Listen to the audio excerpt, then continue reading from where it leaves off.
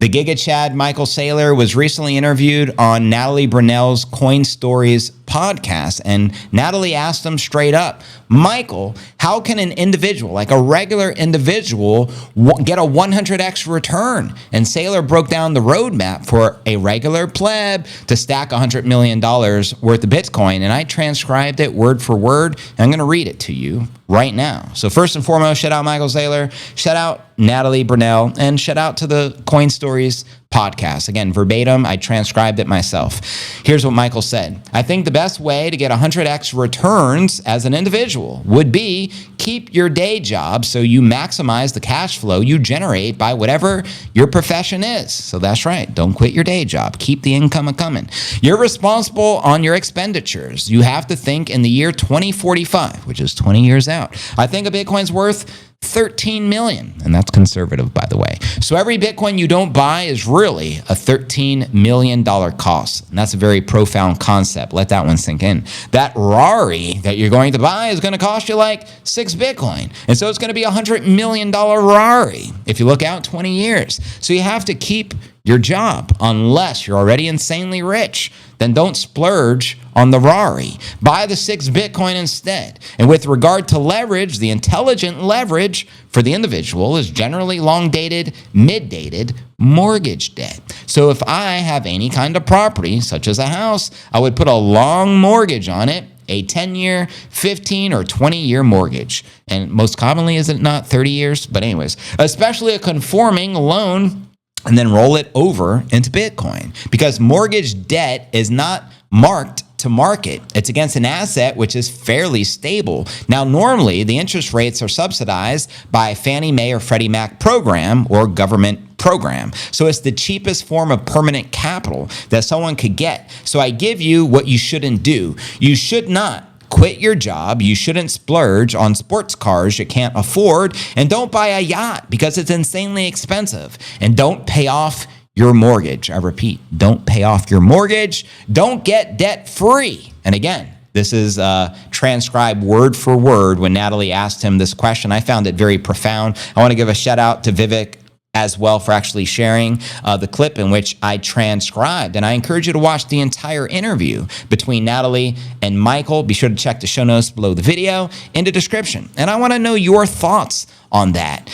Do you agree with Michael Saylor that the regular individual can still get a 100x return by following that roadmap over the course of the next couple of decades by the year 2045? Do let me know. And also, let's pull this up. Max Keiser recently tweeted, the time was 2020, the place, Miami Beach. A successful businessman looking at the 400 million melting ice cube on his balance sheet sees the orange light for the first time, and corporate finance is changed forever. Look at that face.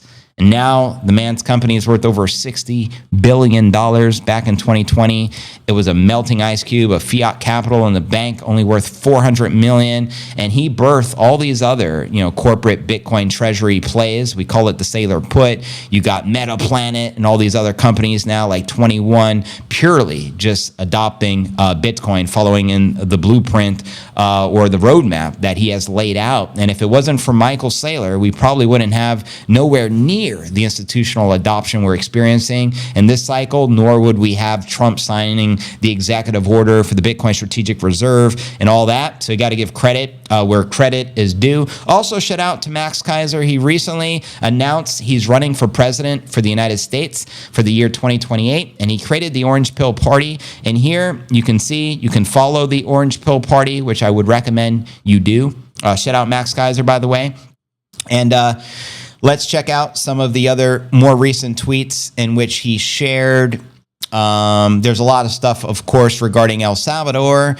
You can see here from the Bitcoin office, which FYI is ran by Stacy Herbert. And if you didn't know, Max and Stacy are actually the Bitcoin advisors to President Bukele. Max points out here, Bitcoin is demonetizing real estate. I mean, couldn't agree more. This guy predicts real estate will crash sometime between 2026 and 2028 and explains 11 reasons why. Well, one of those reasons should be Bitcoin demonetizing it. You Yeah, I mean, also Max did a fantastic post I reposted earlier. I'm not going to read it here. It's very long, but it's very good in regards to the rioting going on in Los Angeles, and then makes a great comparison to what Bukele did with El Salvador. Another interesting statistic, world leaders approving rating. Bukele is the highest in the world, the highest we've ever seen. 91% approval. Putin, 80%. I guess the Indian president, 76%. Malay, 58%. But I don't even know if Trump's on this list, is he? Donald Tusk, that's kind of hilarious. There is a president by the name of Donald Tusk. That's new to me. But I don't even see a U.S. president even on the list. So, just to show you.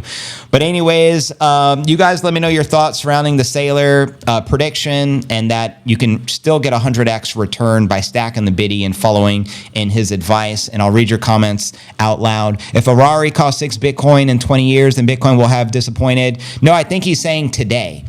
A Ferrari today is 6 Bitcoin. And in 20 years, that 6 Bitcoin is no longer the 600,000 you paid today, but ends up being 100 million. That was the logic behind what he was sharing. I watched that video. She is a fox. Can I get a go on strike for Natalie Brunell? Absolutely.